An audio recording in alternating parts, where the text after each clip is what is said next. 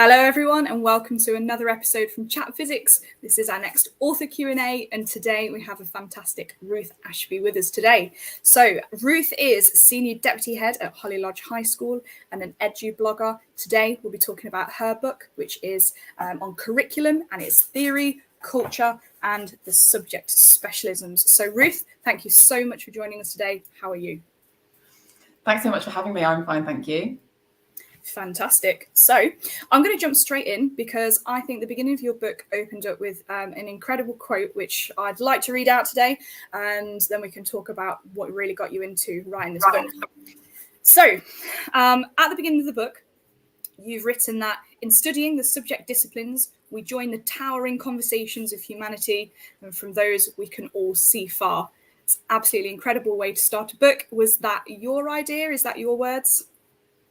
Well, I guess it's kind of paraphrasing Newton's on the shoulders of giants kind of idea. And I think that, you know, Newton was on to something really very important, which is this like inheritance that we have as a civilization. You know, it's not just about knowledge that's been created in the past that allows great thinkers like Newton to create new knowledge. It's the fact that that knowledge that's been created in the past belongs to everybody, and you know it's the entitlement of all students. You know, I bang on about this in the book a lot, but like regardless of their background, regardless of where they're from, you know, they deserve to learn you know, these wonderful things. And I think that I think that idea has gained a lot more popularity in recent years, but I think that certainly, you know, for most of my career, this idea that stuff from the past was valuable and that sort of students are entitled to like the best of that's been thought and said and so on, you know, didn't really feature very much in the kind of discourse that I was exposed to for most of my career. So yeah, just trying to articulate that a bit really. Definitely. So what inspired you initially to write this book? So I guess if we start at the beginning, you know, like many of us, I think I had a bit of a kind of revelation reading Daisy Christodoulou's 7 Myths About Education, and then Daniel Willingham, Why Don't Students Like School, and then Doug Mobb, Teach Like a Champion. And that kind of like holy trinity was just like, oh, right, okay, this is why I've been sort of trying to do things on the fly and feel bad about them, and my teaching has, you know, been fine, but like it's not been aligned with how I've been told to do it, and blah, blah, blah. And so that led me to, you know, just become very much more sort of involved in reading blogs and being on Twitter and things like that. But that work fed into like a focus on curriculum.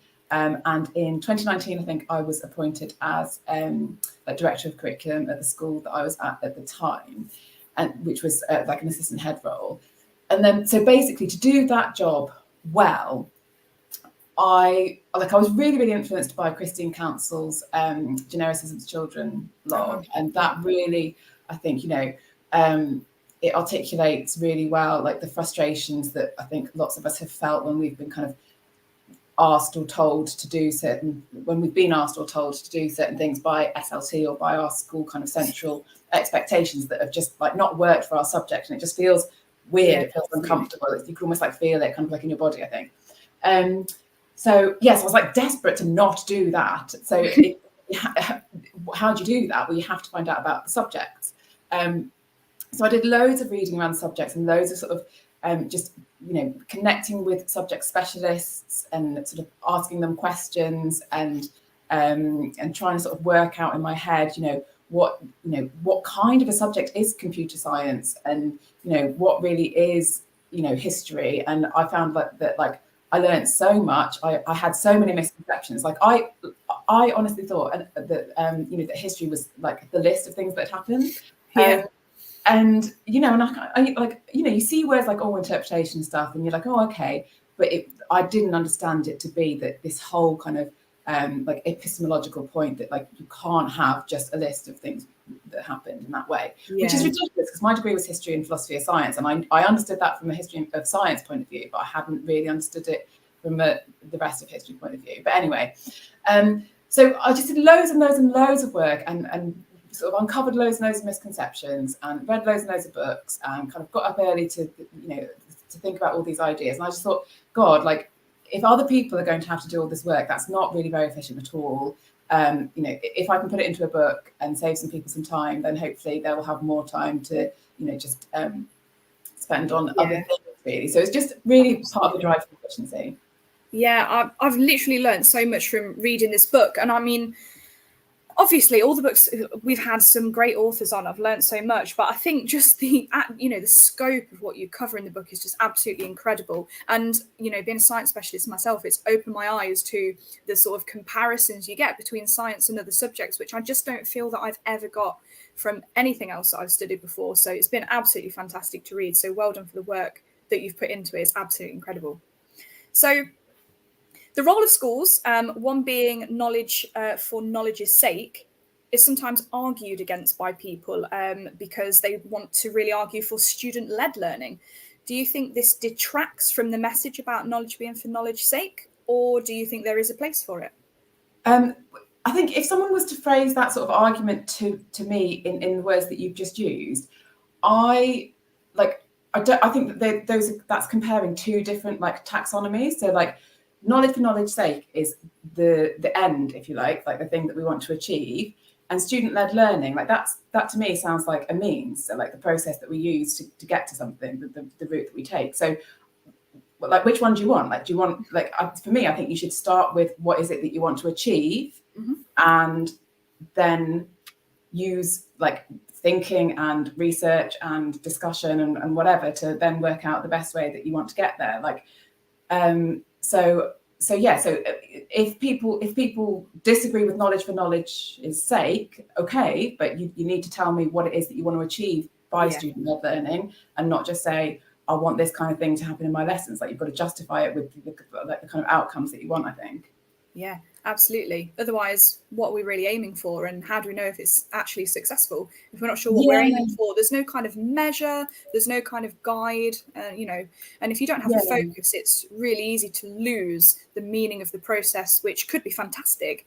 Student-led learning, I definitely think, has a place in many different ways, but unless you actually have a focus for it, is it something that's successful or is it not? So I mean, I personally am against student-led learning as it's kind of usually seems to be defined, which as in, so drawing on kind of what we know about cognitive science and novices and experts and so on. If students don't know the thing, then they need somebody who knows the thing to think about how they're going to encounter it and practice it and that sort of thing. I think a lot of the time, this argument is just sort of starting off from incorrect premises, basically. I think a lot of people think if it's not student-led learning, then it's a lecture scenario where the teacher stands at the front and it's really boring and the kids are sitting there and are expected to just absorb it by listening. And that's a misconception, and we need to address that. People need to be open to going to schools and seeing what teacher-led learning looks like, where it's done well. Can we really? I mean, you'd have to call it teacher-led teaching, wouldn't you? And student-led classroom experience or something. We can't really, because this whole kind of learning is not visible thing. It's probably not a very meaningful thing to talk about either teacher or student-led learning. But in terms of what happens in the classroom, we're the ones who've been to university, we're the adults, we're responsible, we're accountable to our employers and the taxpayer. We've got to take our responsibility and plan those lessons effectively and deliver them in the best possible way for our students. That means that the teacher is the thing, the person who's in charge. It doesn't mean that students are passive and that, as I said, we've got a lecture type scenario at all.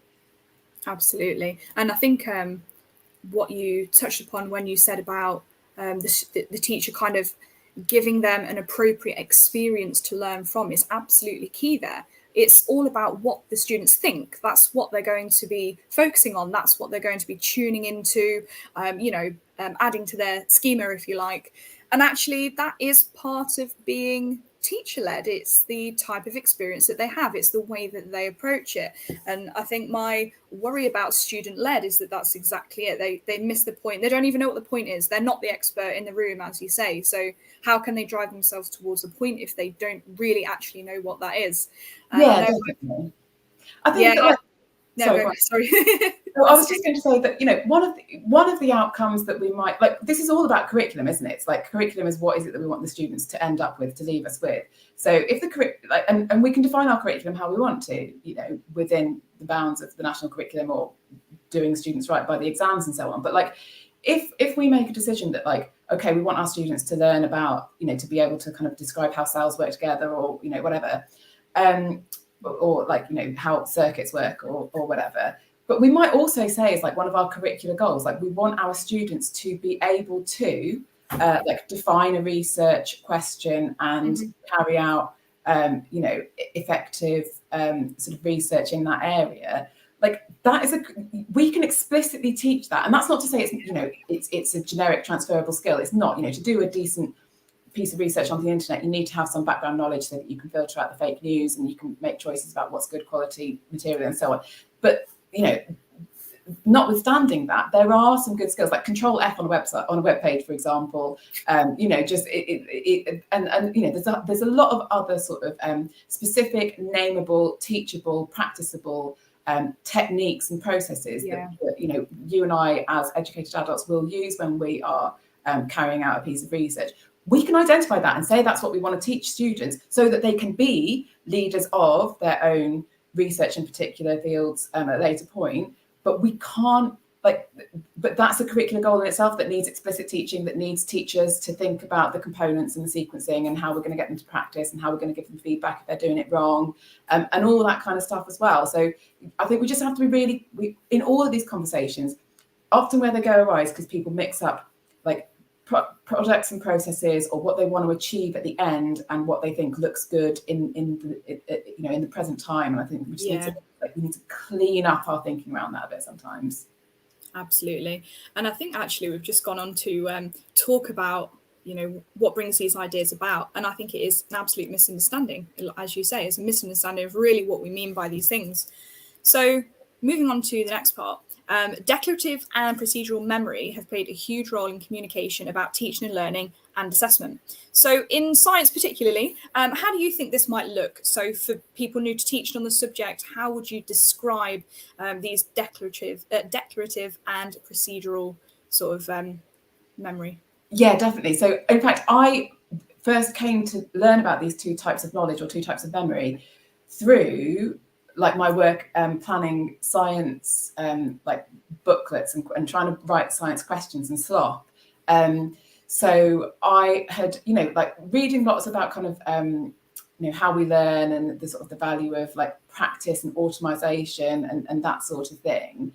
And because when I was a supply teacher at one point and I taught maths, and they had these like massive, like these books with just like questions and questions and questions, and like they get harder and harder and they change different ones. And I was like, wait, why haven't we got that in physics? It's so annoying. You know, you get the textbook and it's a double page spread and there's like 5 questions at the end, like a whole. Yeah, so true. It's pathetic.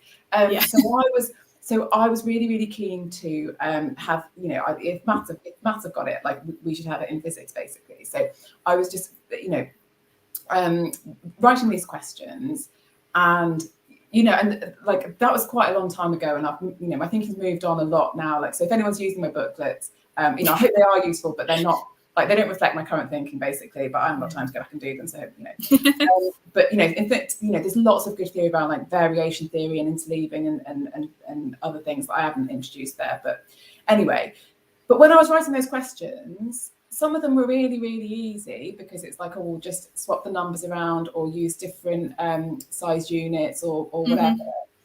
And some of them were like, well, I'm doing, you know, the electromagnetic spectrum now, but not the equation bit. Like, how the heck do you write loads and loads of questions? Like, surely you can only write one set of questions and you can't kind of get them to practice it again. Once they've answered the questions, they've answered them. So I was just like, it's like these two different types of topic have got like a different like texture, like they behave in a different way. One of them will just like kind of reproduce itself in a useful way for these questions, and one of them just won't. So somehow or other that led me on to the work of philosopher Gilbert Royal, and who talks about knowing that or knowing how, and so that was how I kind of began to understand these differences in the types of knowledge. So to anybody new to the profession, yeah, like that's the answer. If it's easy to kind of produce lots and lots of different but the same practice questions, then it's probably a procedural task. If it's hard, then it's probably a declarative task, or a declarative type of knowledge, I should say. And then the other thing to add to that as well is that, yeah, like Gilbert Royal's way of talking about it, like knowing that as procedural knowledge, so like a statement or a claim, and then knowing how, so, you know, an ability to carry out a process. And there's interesting arguments actually around, you know, between like philosophers around, you know, which is one of those prior to the other. So like a lot of people claim that like procedural knowledge is actually a list of declarative knowledge. So like, I know that step one is to find the quantities. I know that step two is to substitute, for example. Ryle, I think, actually talks about, he says it's the other way around, and that actually every time we know or kind of interact with a statement, like a piece of declarative knowledge, he says that that's actually a process, but like it's speeded up so far in our kind of perception that we don't notice it. That's really interesting. That is interesting. Yeah, I'd love to explore that further. I haven't really got an opinion this way, but it's really interesting to think of, isn't it? Oh, definitely. Yeah, absolutely. I think we talk to, especially trainees and early career teachers, we talk to them a lot about making sure that they are embedding the range of these different types of tasks, these different types of knowledge pieces, I guess. And it's really difficult for them, I think, sometimes when they're sort of saying, oh, well, I wanted to do some questions, like you said, on the electromagnetic spectrum. And then they're just asking, you know, am I not just asking them to repeat what I just said half the time? Is that what's happening here? And I think sometimes it does feel like that. And it can be a little bit difficult to engage with it in a way where it doesn't just feel regurgitative. Yeah, I mean, what are the answers there? I don't know. I mean, I think that like, I mean, one thing I think that, you know, when I wrote my booklets, like I was doing like a lot of maths practice, and you know, part of the purpose was so that you could then go and do space practice. Like I wasn't intending to do like 40 questions on like the same thing, but like they're there for use, you know, later. But so I think that, you know, like it's probably okay to do like a set of questions on like the properties of the electromagnetic spectrum, whatever, on one day, and then like return to them, and that like meaningful retrieval, absolutely, an embedded retrieval, and kind of like applying them as you learn more, you know, kind of related material, applying them in those later lessons as well. I'd say that that is probably more valuable practice than sort of like trying to force like these additional questions onto like a type of knowledge that where it doesn't really work that well. Oh, completely. Yeah, I think I completely would agree with that as well. And it's like you say, just having that ample source of questions, really. Yeah, and like just looking at, you know, like exam questions, I think as well, are often really, really, really good. Like it's amazing how long, well, it's not amazing, but like, you know, examiners do spend a long time creating these questions and kind of passing them around and quality, you know, assuring them and things. And sometimes, you know, you see a question like, wow, I would never have thought to, you know, explore definitely this student's knowledge in this way, and the way they've done it is really creative and cool and kind of like just shines a different light on the knowledge. So that's a really good resource, I think. Yeah, and different perspectives can really give those different opportunities for questioning, can't they? Because you can approach something in a completely different way with almost like another piece of declarative knowledge, perhaps, that you might not necessarily link together, and you might not explicitly teach, or it might be really difficult for you to think about it unless you have taken the time to really explore the sort of connection behind them. So definitely. When you get those questions where it brings in another related area, but one that you haven't taught in relation to that topic, that's really, I think that's really like kind of, that can be quite disconcerting, like, and that's a good thing actually, because science is, you know, the whole of science is so linked, isn't it? And of course we, you know, like we can't reflect all of those links in our teaching, although we should seek to, like in our curriculum planning and our teaching, as much as possible. But like, you know, these different perspectives from examiners sometimes can throw an additional angle on there. I think that's really useful. Yeah, definitely. I completely agree with that. So the next thing I was going to ask you about is the implications of cognitive science for curriculum planning. How structured and systematic do you think things like examples and non-examples, prototypes and chunking should be in planning within a subject?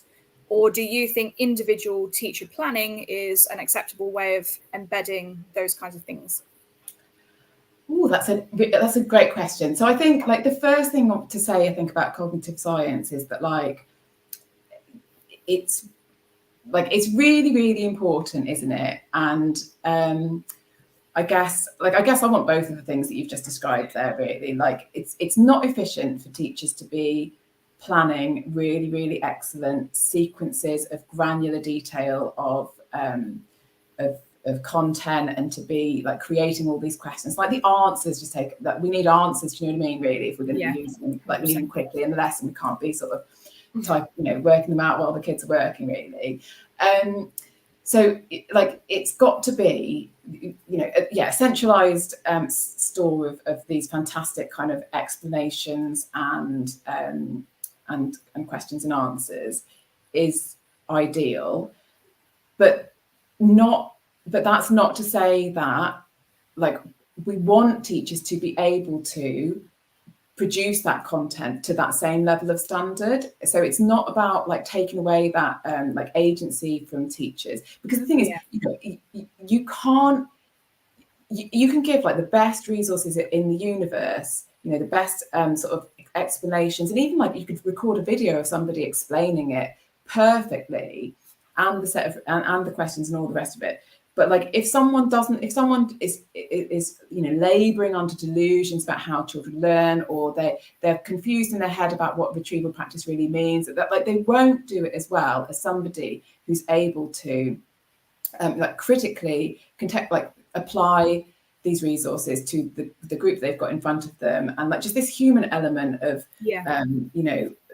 how we behave in the classroom and how we respond to there's 30 students each bringing their own kind of pre-existing schema or whatever to the lesson. Like it's not a controlled, it's not a clinical sort of situation, so you've got to have that that knowledge so that you can plan meaningfully to enact resources, or to apply to use them, and to react in the lesson. And then so this is and ultimately this is a kind of a bit of an organic process going on, isn't it? So I guess the dream scenario for me is you've got a department that's got all these fantastic questions and the explanations and everything scripted, and you've got teachers who are using them, critically evaluating them, making notes on how they might improve them for a particular group, sharing discussions with the team on how they might improve them as a centralized resource going forward. Because however amazing you get it, there will still perhaps be developments that you can make. So just a bit of both, really, I think. And the other thing as well that I think is important to say is that I come across a lot of kind of surface level sort of talk around cognitive science, and so lots of talk around retrieval practice. And I don't think that we're talking about retrieval practice in certain situations. I think we're talking about checking prerequisite knowledge, for example. And sometimes those two things can overlap, but they're not the same thing. And so and kind of or people will talk about kind of cognitive load, and then you're in lessons and students are just kind of given a challenging task but with no scaffolding, and then the output that they're able to produce is of a low standard, so they're not practicing challenging knowledge. I just think that it's because it's become more sort of fashionable, because there's a danger, isn't there, of kind of people just seeing something on Twitter and thinking, oh, that's great, I'm going to do this clock of questions, and that's going to be cognitive science, and that's not very good, basically, is what I'm saying. So we all need to not just seek to be research informed, but I think we need to seek to be research critical. So I think it's really important. So bloggers like Greg Ashman, for example, who do just a fantastic job of my research literacy has improved so much through reading Greg's blogs, because he looks at the primary papers that are produced. You can go into university and get any kind of research on education, it'll tell you anything you want it to. We can't have that, can we? We've got to, particularly as science teachers, we've got to have higher standards for our research. so Greg's blogs on kind of, you know, the way that control groups are used, or ABC testing and so on.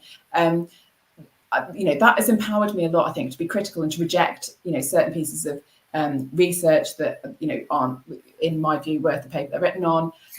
But and also to kind of, and to be critical consumers as well of kind of putative applications of cognitive science that kind of, you know, the idea that they're seeking to implement is sound and well researched, but it's not being implemented very well in a particular kind of resource or approach. And so like we need to be high quality critical consumers of cognitive science, and not just sort of jumping on a bandwagon and doing something because CogSci or whatever.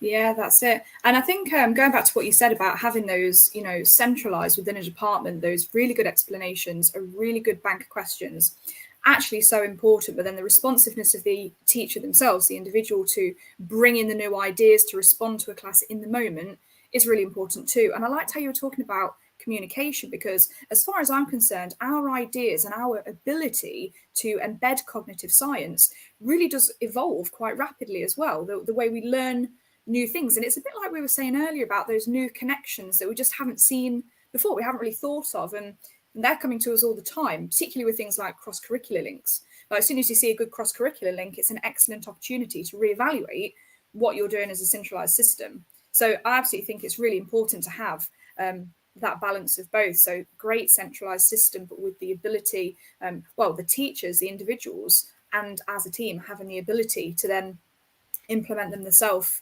in their own way. So yeah, it was a fantastic discussion on that. As David's actually commented, David said, it's good to show the interconnectedness of science, as a lot of the science research is multidisciplinary. So yeah, that's a lovely way to think about things too. So we have talked a bit about having a centralized system, and then the ability of individuals to contribute to that too. But teachers regularly talk about time constraints, and it's something that you mentioned earlier. We don't want teachers spending all this time churning out the same kind of things over and over again. We really want these high quality, not just resources, but approaches to their lessons to be the focus of what we do. So how do you think the two can be balanced to ensure that a valuable curriculum is produced? I think we've actually jumped onto that one a little bit already, but is there anything else you wanted to add about developing a balanced curriculum? Yeah, I interviewed somebody actually this week who gave me a really fresh insight onto this, actually. So just talking about how the curriculum really should, like, we often, so this person that I interviewed spoke about how we often think about the curriculum as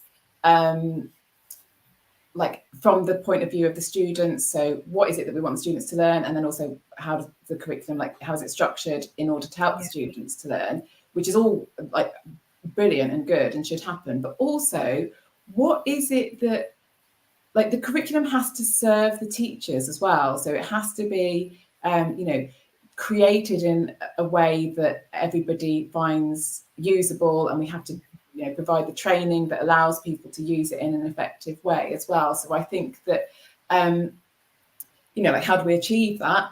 I guess it's just about making sure that we've got enough time as a department to sort of meet and discuss and share our experiences, to ask questions, to model the kind of the processes that we use in terms of our planning, and to kind of build staff build staff expertise around the curriculum materials and around kind of planning using these materials, in addition to their subject knowledge and in addition to like their cognitive science and their teaching routines and all that knowledge as well. So, and like, I often find myself coming down to this kind of like listing the types of knowledge that people need, and then asking, okay, what training do we need to put in place? So yeah, for me, I guess like the one of those things on the list in terms of the knowledge that teachers need is, how do we use these curriculum materials in order to plan effectively and like quickly, and then to prepare for that, like, we need to make sure that those curriculum materials are well designed and accessible, and like even just down to the details, as in, like, you can't have your shared drive and there's just like the folders are like illogically branched, and there's like 15 different versions of kind of saved there. Like we need to, like a lot of schemes of work are built on around slides, and they are not as easy for staff to kind of pick up and use and like internalize quickly, whereas things like booklets, for example, very much are. And so we need to look at kind of like the structure of how we kind of codify our curriculum. I think not just that could, I mean, I just think booklets are amazing for so many reasons, but I don't think I had really attended to the fact as much as I should have done previously, that like one of the many reasons why they are so good is that they reduce the workload for staff. It's like the cognitive workload for staff. Staff haven't got to get their heads around, or the stuff that staff have got to get their heads around is the content. It's not the slide, like the format of the slides. Yeah, completely, absolutely agree there. And it's really interesting to hear somebody talk about slides in that way, because I mean they can be super useful. We talk about using them a lot when we're trying to visualize, when we're trying to show structures and really difficult things like that.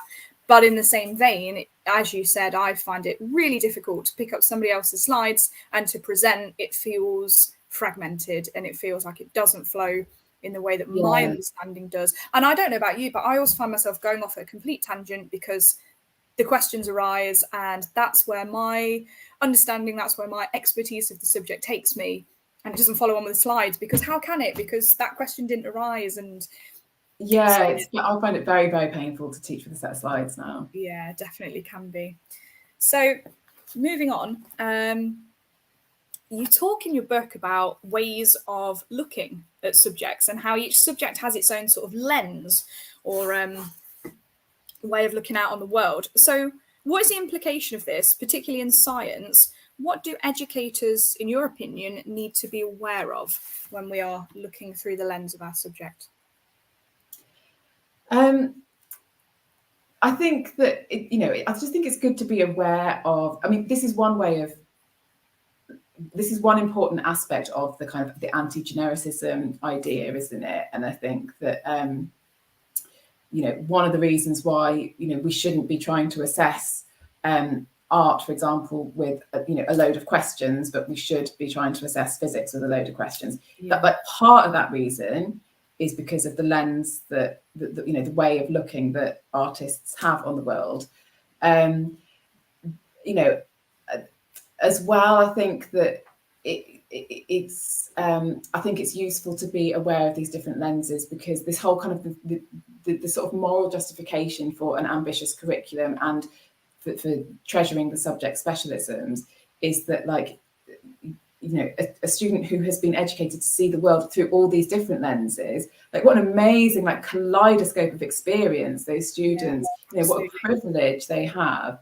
And so I just think it kind of demonstrates the importance of ambitious and diverse curriculum and education in terms of the subject specialisms.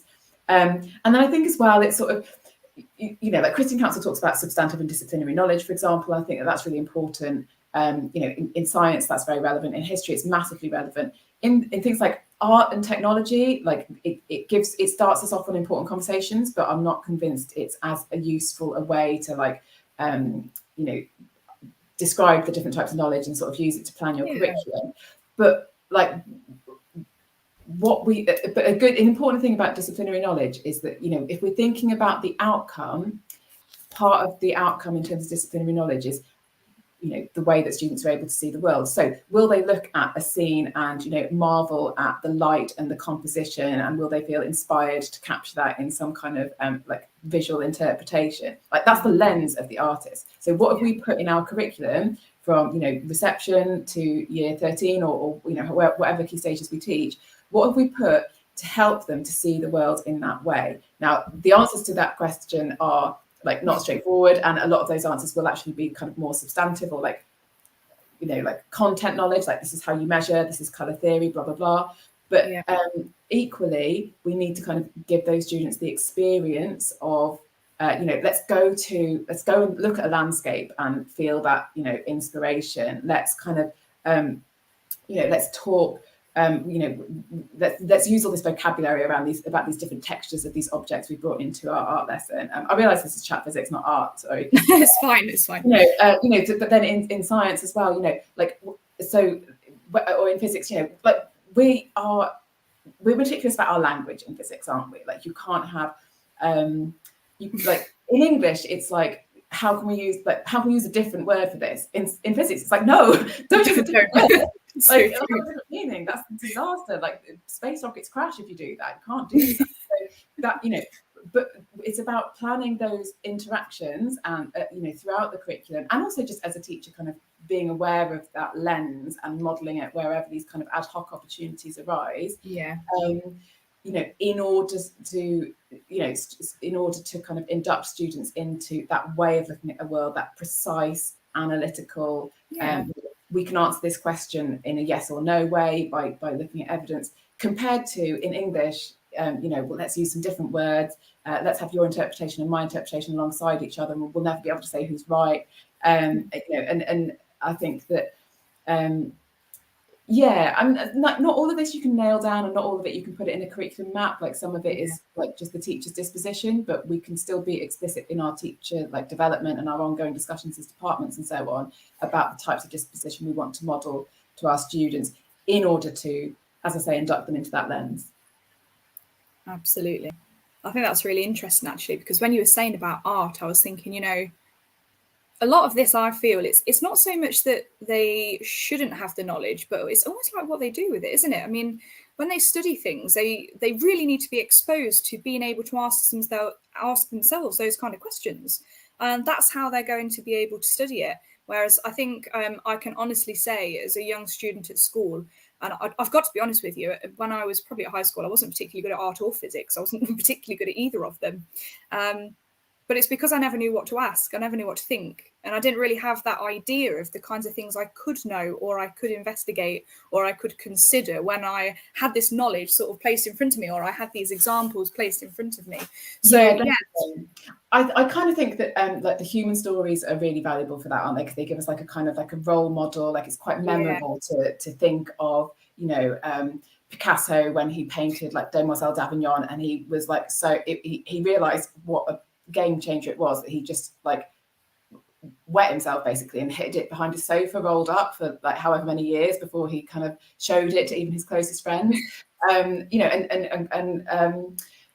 kind of, the stories that we have, like Bill Wilkinson's blogs about the science stories and stuff, they help us to kind of have a bit of a hook in our mind for for those kinds of things. I think for those kind of like habits, I guess, or ways of looking at the world. Yeah, definitely. It's really interesting, actually. And I think that part of reading your book was one of the biggest things where I sort of had this, I don't know, a bit of an epiphany, really, where I was like, oh, wow, I've never, ever thought of it in these kinds of ways. So I think it's one of those that will really impact my teaching. So if there's anybody listening who hasn't read this book, it's absolutely fantastic part to just literally open your eyes. I know we're talking about lenses. That was an unintentional pun, but I'll go with it because it works. So let's move on. We read part in your book where it talks about science having a tall architecture of ontology. So could you talk about what individual teachers should understand about this in general, and how you maybe consider it relates to curriculum planning? So I think that, the most useful thing I think for teachers to do is to just be involved in drawing out this map of how things relate together. And I think that you always end up, don't you, with like forces and field at the bottom, and energy and kind of psychology, whether you're going up or down, but it goes through kind of the physics and the chemistry and the biology, and then the kind of social sciences, I guess, if you want to kind of get into those. And that's just really, really powerful. We all know that electrolysis, for example, is related to X, Y, Z. But actually, when we probably haven't thought enough often about all of the links. And if you do that activity for other subjects, you don't get the same shape, and it's not the same experience, or you'll have kind of like, well, I think that relates to this, or this has influenced this. Like in physics, it's like, no, that's made of that, or like that explains that. So that's what I mean really kind of by the tool, like ontology, like the things that we are. So the ontology is like the things in the world that we say in physics that we're describing and explaining, and the tool is the fact that you have like lots of layers of kind of explanation, where one thing explains another, which explains another, and explains another. I don't think teachers need to like be talking about like ontology or toolness or anything, although I do think it's interesting, and I think, I like to think that lots of teachers will be interested in it, but I don't think it needs to be like part of their training or expectation or anything like that. But the subject specific actual map of that knowledge is vital, and I think that like it's vital to curriculum design, because we need to think about like what we're going to explain and the links we're going to articulate and how we're going to sequence it and blah blah. But it's also, teachers who, even if they're using, like we were talking about before, if they're using kind of already planned kind of curriculum materials, they need to be very, very conscious of that map, and then the map of the knowledge, not just the curriculum map, but the map of like gravity, like forces and electromagnetism and all that sort of thing.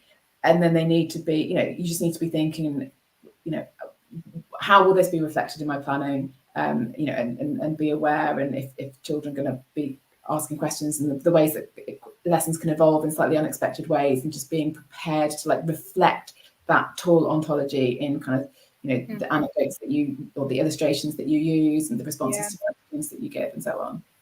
Yeah, and maybe even just being aware that some of those lower levels, I think in some ways it's almost like talking about the fundamentals and almost like prerequisites in some ways. Just being aware that when you're teaching, some of those can be missing, and whether that's through prior knowledge, whether it's through absence, or whether it's just through, I don't know, cover teaching, where you just actually haven't secured that layer. I think that's really important, because it could have a massive impact on science, and maybe that's one of the reasons that students do find science quite difficult in some settings. I know that's not always true. But then it might look completely it's like threshold concept, isn't it? And prerequisite knowledge. That map helps us to see that. It's interesting, like, because we don't start at the bottom. Like, if we want to explain everything, it probably just comes down to fields, doesn't it?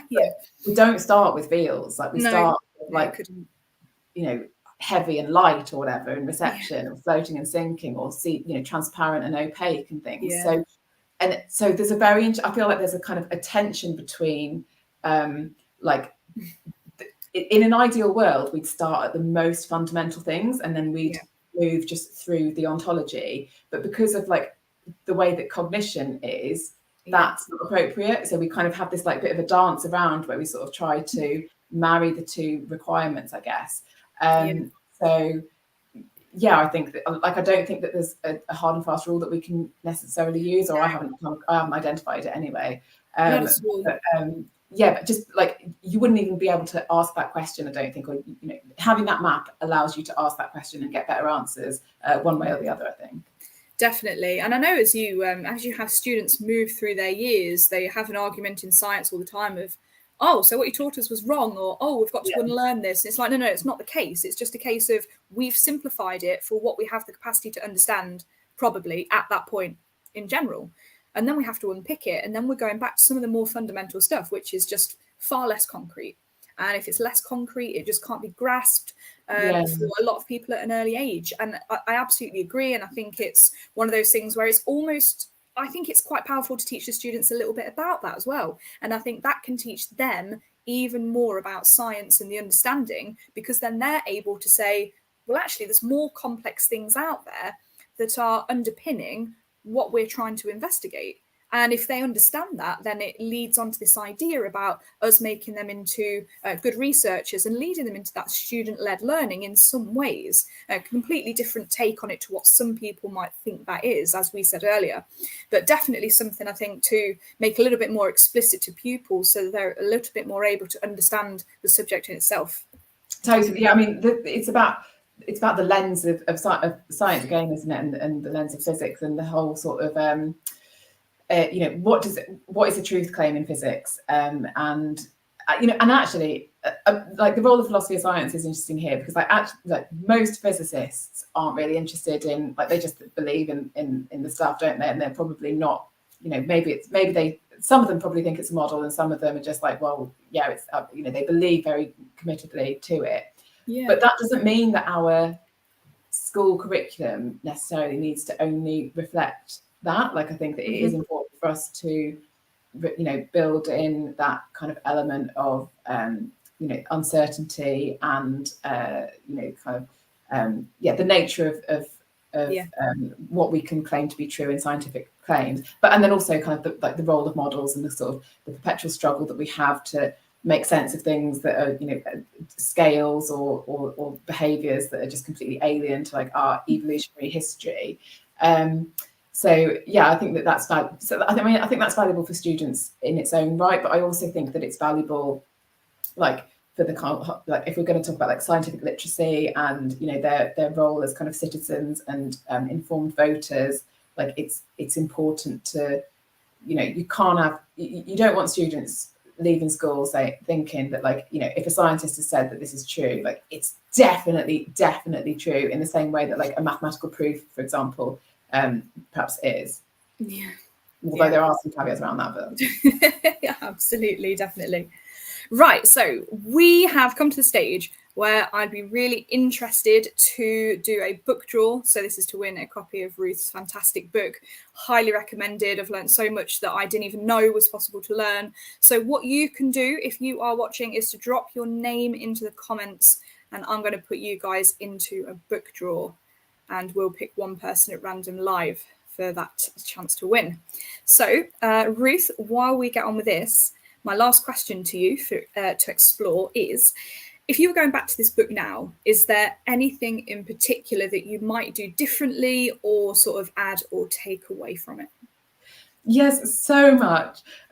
So I recently read a book by Rob Fitzpatrick called Write Useful Books, and that was it's just such a useful book. So I really recommend that to anybody if you're reading. I mean, it also put me on to a book called On Writing Well by William Zinsser, I think, which is just amazing in terms of just like style. So yeah, I would apply the ideas from those two books, just to make it more of a kind of accessible and readerly book, and like change the sequence so that you have more action first of all, rather than starting with theory. So I've learned absolutely loads. Fortunately, I have got another book coming out on culture, so I've been able to apply these ideas to that book. So that's been a slight compensation, because I mean it's a bit frustrating to to write something and then to have all these ideas afterwards. But I guess that's what it's like, isn't it? I guess that's what it's like for lots of people. And I think that probably most people who have published books would like to have been able to spend more time on them. But I mean, actually, in this Rob Fitzpatrick book, he really is very open about the fact that there is you could keep going forever to make it perfect, or you could just get it out there, and you just kind of need to get it so that it's like decent, so that it will be useful and polished enough so that it's not like unpleasant to read or just daft. But yeah, just to actually, like the kind of diminishing returns, like the idea, I guess, that like, you can, if people can get hold of some really useful content earlier, then that's better than, making it, marginally more polished and perfect, but, they have to wait another year to get it. So yeah, that lots of changes, but hopefully, and I've learned more about, I think I claimed in there that like historians aren't concerned with ethics, and I've since learned that like that's not true at all. But that I mean, what I was referring to was like it's not appropriate to ask a question in history like was the empire good or something like that. Like that's not a historian's question, but actually like all the work around kind of or lots and lots of work in history around kind of like representation and even like the kinds of questions that they would exclude, like they have ethical considerations. So like historians are very much concerned with ethics. So yeah, like some factually wrong claims that I made as well. yeah, I mean, like, hopefully, despite all those things, if it's been useful to people and saved them, you know, some time and allowed them to kind of maybe avoid some harmful practices in their school, or to help students to get more, you know, rewarding, ambitious and wonderful curriculum, then yeah, you know, I'll take one for the team with those those issues that were there. Yeah. It's challenge one, isn't it? Sorry, I've got a bit of an echo. I think I've just opened something.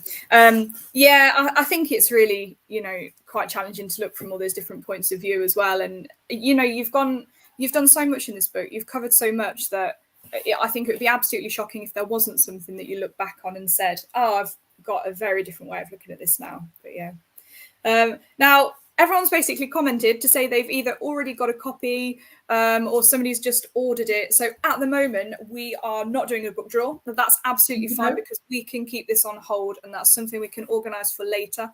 And I think it would make a super good prize at a later point in Chat Physics, where we've got some events coming up.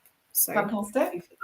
Lovely. But the good news is everybody seems to already be reading it, which I think is absolutely fantastic. Lovely. Well, I hope it's useful. If you can be bothered, then do leave a review on Amazon if you think it's useful. Yeah, that's a great idea, actually. It makes a huge difference, doesn't it? So, well, yeah, like, not because, like, I mean, my husband looks at my Amazon, but I don't, because I just, yeah, I haven't got time really.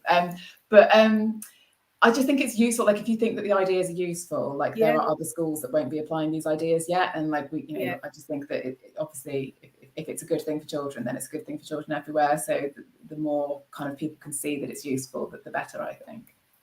Oh, that's fab. So we've just had another comment. We have one person here who actually doesn't have a copy. Oh, well, I guess they win. I think so, absolutely. So, David, if you would like to DM Chat Physics, we'll take your address off you and we'll get organised with Ruth to get you a copy of this book, which is absolutely brilliant. And speaking about reviews, I just think it's one of those things that really helps other people to know whether or not it's suitable for them to purchase, to use, because, you know, a blurb and the back page of the book only tells you so much. So absolutely, if you're reading it or if you read it, leave a review and maybe even talk about it on Twitter. Feel free to #ChatPhysics and we can do some sharing of that too. And that goes for any of the books that you've seen recently on Chat Physics. Some discussion on these books would be absolutely brilliant. I'm sure the authors would really appreciate it, as would the teachers. So that's all from us today. So Ruth, thank you so much for your time. Thank you so much for joining us. It's been really, really eye-opening. I think curriculum is one of those areas where there's always so much to learn. There's just always developing ideas and there's always new perspectives. So thank you so much for joining us today. Oh, it's been a pleasure. Thanks so much for having me on, and I look forward to seeing you all soon. Fantastic. So for everybody else, thank you so much for watching. David, we look forward to hearing from you. And for everybody else, if you do have any comments that you'd like to share on Twitter, don't forget to use the #ChatPhysics so we can keep up the discussion. Thank you very much and goodbye.